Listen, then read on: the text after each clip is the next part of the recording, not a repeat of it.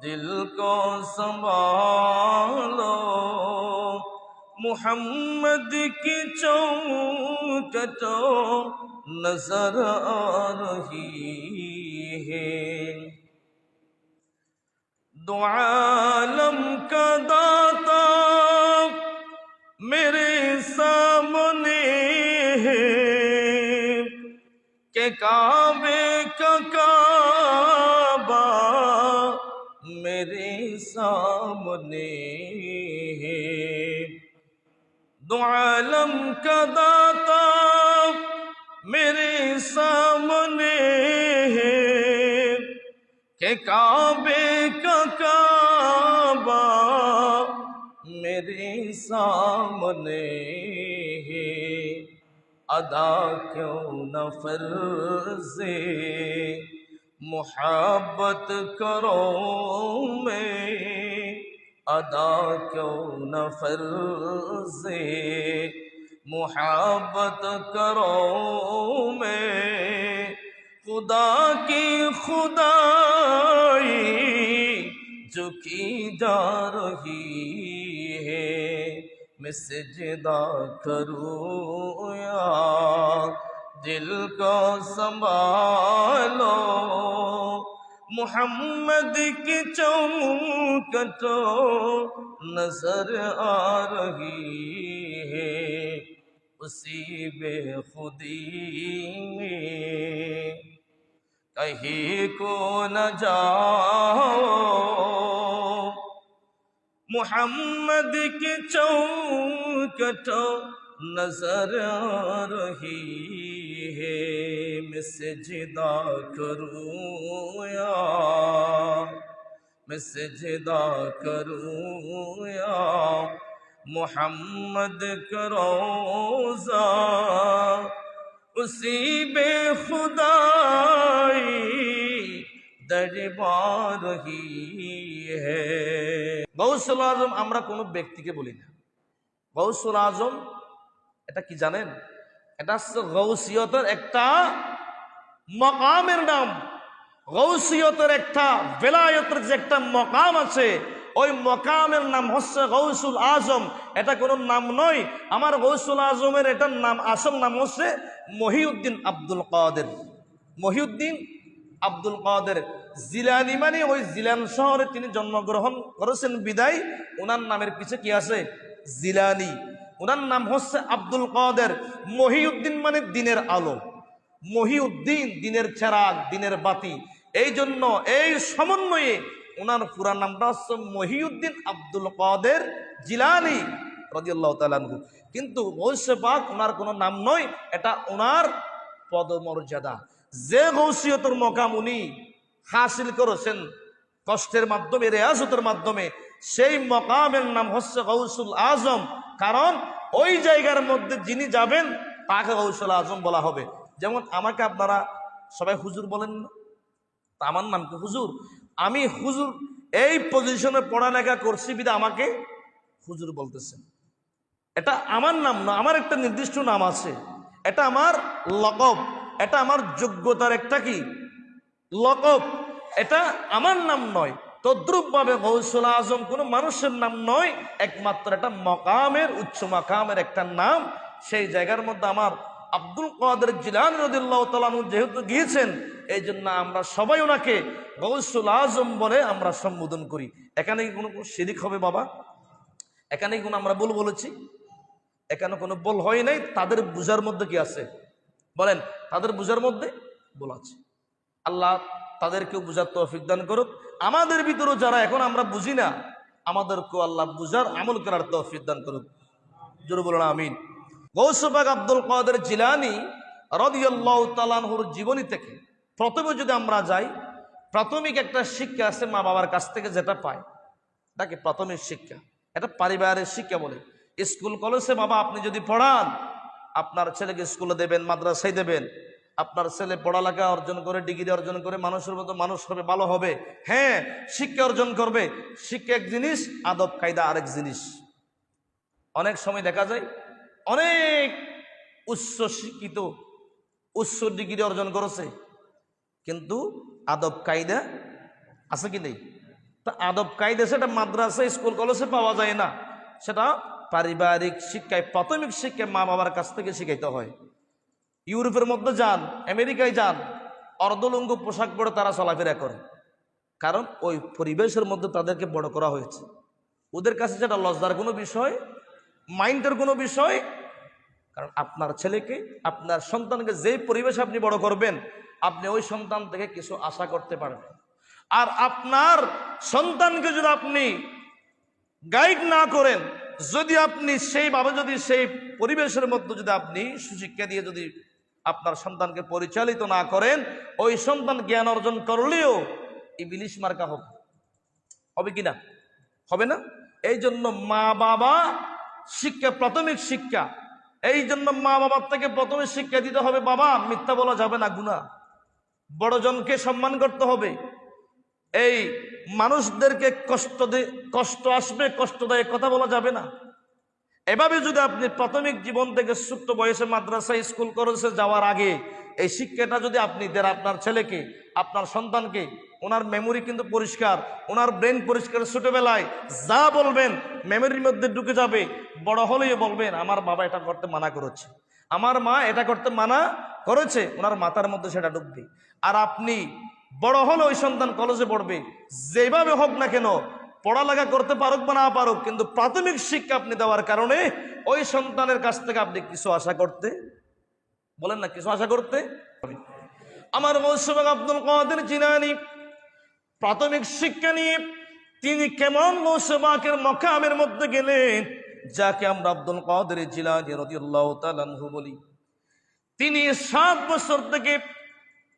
থেকে 9 বছর বয়সে ওনার আব্বা দুনিয়া থেকে ইন্তেকাল করলেন। উনি কিলান শহরের মধ্যে যাচ্ছেন পড়ালেখার উদ্দেশ্যে, একটা কাফেলার সাথে কোড়াল ওনার আম্মা ওনাকে দিয়েছেন, এবং ওনার বগুলের নিচে সামান্য সেই যুগের কিছু মুদ্রা, কিছু টাকা পয়সা গুলা ওই কাফেলার সাথে দেওয়ার সময়, বাবা তুমি তো মাদ্রাসায় পড়বে, টাকা পয়সা লাগবে, কিতাবপত্র কিনতে হবে। তখন ওনার বাবার রেখে যাওয়া কিছু সম্পদ ওনার বগুলের নিচে উনি সিলাই করে দিলেন। কিন্তু ওনার মা বাবার প্রথম শিক্ষা হলো, প্রাথমিক শিক্ষা হলো, ওনার পারিবারিক প্রথম শিক্ষা হলো, বাবা তোমার গর্দান যদি চলে যায়, যেহেতু তুমি আবু সালে জঙ্গি মুসার সন্তান, তোমার বাবা একজন আল্লাহর বলি, এই জন্য বাবা বলি আল্লাহর বলি 3 ধরনের হয়ে থাকে, 3 প্রকারের হয়। কিতাবের মধ্যে এসেছেন, 1 নম্বর হচ্ছে ওলিয়ে ফিতরি, 2 নম্বর হচ্ছে ওলিয়ে ওয়াহবি, 3 নম্বর হচ্ছে ওলিয়ে কাসবি। 1 নম্বর বলি হলো যারা মায়ের গর্ভ থেকে ওলি হয়ে দুনিয়ার মধ্যে আসে, তাদেরকে বলা হয় ওলিয়ে ফিতরি। জুড়ে বলুন সুবহানাল্লাহ। 2 নম্বর ওলি বলা হয় ওলিয়ে কাসবি, যারা ওই আল্লাহ ওয়ালাদের কাছে গিয়ে রিয়াজতের মাধ্যমে, খেদমতের মাধ্যমে যারা তাকওয়া অর্জন করে, যারা আল্লাহর ওলিদের নেক নজরের মাধ্যমে আল্লাহর ওলি হয়, তাদেরকে বলা হয় ওলিয়ে কাসবি, তাদের কষ্ট খুলে যায়। এবং 3 নম্বর ওলি হলো ওলিয়ে ওয়াহবি, যারা আল্লাহর ইবাদত করতে করতে, রিয়াজত করতে করতে তারা আল্লাহ পর্যন্ত পৌঁছে যায়। তাদের জবান আর সাধারণ জবান থাকে না, তাদের হাত সাধারণ হাত থাকে না, তারা ডাক দিলে আল্লাহর সাথে সাথে মঞ্জুর করে নেয়। তাদেরকে বলা হয় ওলিয়ে ওয়াহবি। ওনাকে বলেছেন, বাবা তোমার বাবা একজন আল্লাহর ওলি ছিলেন, তোমার গর্দান যদি চলে যায়, তুমি কোনোদিন একটা শব্দ তুমি মিথ্যা বলিও না। তোমার গর্দান চলে যাওয়ার সময় তুমি মিথ্যা বলবে না, সত্যটাই বলে দিবে। ফয়সালাটা আল্লাহ ফয়সালা করবে, তুমি মিথ্যা বলিও না। এই মা বাবার সবকটা নিয়ে ছোট্টবেলায় 7 বছর বয়স কাফেলা মধ্য করে তিনি যাচ্ছেন গিলান শহরের মধ্যে পড়াশোনার উদ্দেশ্যে। ডাকাতের হাতের মধ্যে পড়লেন কাফেলা, সবার কাছ থেকে ডাকাতি করে যা পাইলেন তা নিয়ে নিলেন। গৌসবাগ ছোট্টবেলায় বাল্যকাল অবস্থায় ছোট্ট মানুষ, ওনাকে ডাকলেন ডাকাতের সর্দার ডাকলেন, ও বালক তোমার কাছে কি আছে আমাদেরকে দিয়ে দাও, যদি না দাও তোমাকে কতল করব, তোমাকে আমরা মারবো, তোমাকে আমরা বেঁধে রাখবো। এই কথা বলার পর ডাকাতের সর্দার, আমাকে মারার দরকার নাই, আমাকে কতল করার দরকার নাই, আমার বুকুলের নিচে 40 দিনার আমার বাবার রেখে যাওয়ার সম্পদ, আমার বুকুলের নিচে আমার মা সেলাই করে দিয়েছেন, যদি তোমরা চাও সেটা তোমরা নিতে পারো। এই কথা বলার পরে ডাকাত সর্দার বলল, ও ছোট্ট বালক, তোমাকে আমরা ভয় লাগিয়েছি, তুমি যদি মিথ্যাও বলতে আমরা তোমাকে চেক করতাম না, তোমার ভিতরে কি আছে সেটা আমরা চেক তোমাকে করতাম না। তুমি তো মিথ্যাও বলতে পারতে, কিন্তু মিথ্যা না বলে তোমার ওই সম্পদগুলা, ওই টাকাগুলা আমাদেরকে বলে দিয়েছো কেন? এই কথা বলার পরে ডাকাত সর্দার, শুনো, আমার মা আমাকে একটা সবক দিয়েছেন। এই সফরের উদ্দেশ্য যখন আমি বের হয়েছি, আমার মা আমাকে একটি সবক দিয়েছেন, বাবা, দুনিয়া থেকে যদি চলো যেতে হয়, গর্দান যদি চলে যায়, তুমি 1 সেকেন্ডের জন্য একটা বাক্য মিথ্যা বলিও না। জোরে বলুন সুবহানাল্লাহ। আমার মায়ের সবক আমি এই মুহূর্তে এভাবে লালন পালন করবো কিয়ামত পর্যন্ত, মরণ পর্যন্ত। এই জন্য আমার মায়ের কাছে আমি ওয়াদা করলাম, আল্লাহর কাছে ওয়াদা করলাম, যতদিন আমি দুনিয়ার মধ্যে বাঁচবো আমার মায়ের এই সবকটা আমি কোনোদিন বলবো না। আমার মা বলেছে মিথ্যা কথা না বলার জন্য, এই জন্য আমি সত্যটাই বলে দিচ্ছি। এইভাবে বলার পরে ওনার হাতের মধ্যে টাচ করলেন ডাকাত সর্দার। কার হাতে? গৌসে পাকের হাতে। আচ্ছা বলেন, গৌসে পাক ওনার পুরা শরীরটা বেলায়েত, পুরা শরীরটা কি বেলায়েত না? ওনার হাতের মধ্যে হাত দেওয়ার সাথে সাথে ওই ডাকাতের কলব পরিবর্তন হতে লাগলো। জোরে বলুন সুবহানাল্লাহ। পরিবর্তন হতে লাগলো। হঠাৎ করে তার অন্তরের মধ্যে আল্লাহর ভয় এসে গেল। বাবা, তুমি ছোট্ট মানুষ, এখনো কোনো নামাজ ফরজ হয় নাই, রোজা ফরজ হয় নাই, গুনাহ করার কোনো সুযোগ হয় নাই, গুনাহ করলেও এখন আল্লাহ গুনাহ লিখবে না। নাবালক অবস্থায় তুমি যে এভাবে আল্লাহকে চিনেছো, তুমি যে এভাবে আল্লাহকে ভয় করে তুমি মিথ্যা কথা বলো নাই, সত্যিটাই বলেছো। আজ আমাদেরকে আল্লাহ এত সুন্দর করে সৃষ্টি করে আমাদেরকে লালন পালন করতেছেন, আমরা কেমন মানুষ, আমরা আজকে আল্লাহর নাফরমানি করে আল্লাহর কথা ভুলে গিয়ে মানুষের উপর নির্যাতন করতেছি, জুলুম করতেছি, মানুষকে কতল করতেছি, মানুষের সম্পদ কেড়ে নিচ্ছি। তোমার থেকে তো আমাদের আরো বেশি বোঝা উচিত, আল্লাহকে বেশি চিনা উচিত, আল্লাহকে বেশি ভয় করা উচিত। যেহেতু তোমার এই ছোট্ট বয়সে যদি আল্লাহর এত ভয় অন্তরের মধ্যে থাকে, তাহলে আমরা কি মানুষ, আমরা কি করতেছি? ও গৌসে পাক, তোমার কদমের মধ্যে আমরা তওবা করলাম, আমাদেরকে তওবা পড়ে আমাদেরকে পরিপূর্ণভাবে তুমি মুসলমান বানিয়ে দাও। জোরে বলুন সুবহানাল্লাহ। আমার গৌসে পাকের একটি বাক্যের কারণে, একটি কথার কারণে, একটি হিকমত অবলম্বন করার কারণে ওই ডাকাতগুলা সর্দার সহ সবাই আমার গৌসে পাকের হাতে তওবা করে পরিপূর্ণভাবে মুসলমান হয়ে গেলেন। জোরে বলুন সুবহানাল্লাহ। ইতিহাসের মধ্যে দেখা যায় ওই ডাকাতগুলা জমানার জবরদস্ত বড় বড় আল্লাহর ওলি হিসেবে পরিণত হয়েছে। পরবর্তীতে ওই ডাকাতগুলো কি হয়েছেন? একটা মাত্র কথা, আমার আলোচনা শেষ, একটা মাত্র কথা কি বলে নাই? বলেন না, কি বলে নাই? আর আমাদের সূর্য উদয় থেকে শুরু করে সূর্যাস্ত পর্যন্ত কয় হাজার মিথ্যা আমরা বলতেছি। আমরা নিজেও বলি, ছেলেদেরকেও শিখাই মিথ্যা বলা, আমরা ছেলেদেরকেও শিখাই, নিজেও বলি। কারণ একটা সবক আজকে মনে রাখবেন, আপনার যত পাপ আছে, যত গুনাহ আছে, সমস্ত পাপের মূল, সমস্ত গুনাহের মূল হচ্ছে মিথ্যা কথা। আমি একদম সমস্ত গুনাহ বলতে এখানে কতল থেকে শুরু করে, জেনা থেকে শুরু করে যত পাপ আছে, সমস্ত পাপের ঊর্ধ্বে আমি মিথ্যা কথাটাকে প্রাধান্য দিব। কেন? কারণ মিথ্যা কথার মাধ্যমে সব করা সম্ভব, সব পাপ করা আপনার দ্বারা সম্ভব যদি আপনি মিথ্যা বলেন। ঠিক কিনা? যদি আপনি সত্যি বলেন, আপনি কতল করতে পারবেন না, জেনা করতে পারবেন না, চুরিও করতে পারবেন না, গীবত করতে পারবেন না, কারণ আপনাকে তো মিথ্যা ছাড়তে হবে। তাহলে সত্যি বললে আর কি সেটা চুরি থাকে? আপনি যদি কালকে চুরি করেন, আপনার থেকে যদি জিজ্ঞেস করে, ভাই আমার ঘরের মধ্যে আপনাকে হয়তো দেখছে, আপনাকে যদি সন্দেহ করে কেউ জিজ্ঞেস করে, ভাই আমি চুরি করেছি, তাহলে ওই চুরিটা করে কি লাভ? আপনাদের বলেই দিয়েছে। আপনাকে যদি বলে ওনাকে তো আপনি কতল করেছেন, আপনার নাম বলেছে, আপনি যদি বলেন ওনাকে আমি কতল করেছি, তাহলে কতলটা করে কি লাভ? জেলে যেতে হবে।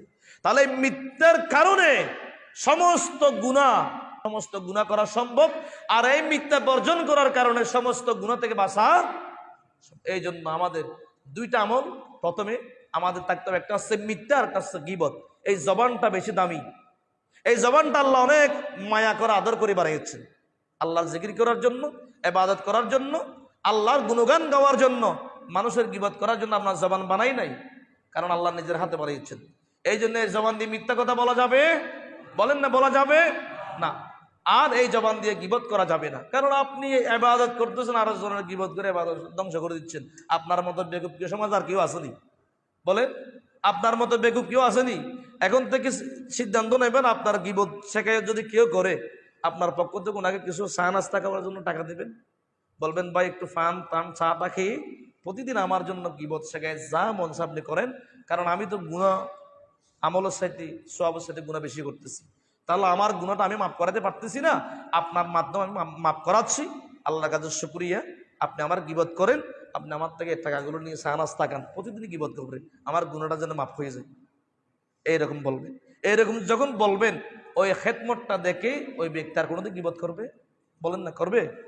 আল্লাহর ওলিদের আদর্শ, সাহাবায়ে কেরামদের আদর্শ, নবীর আদর্শ।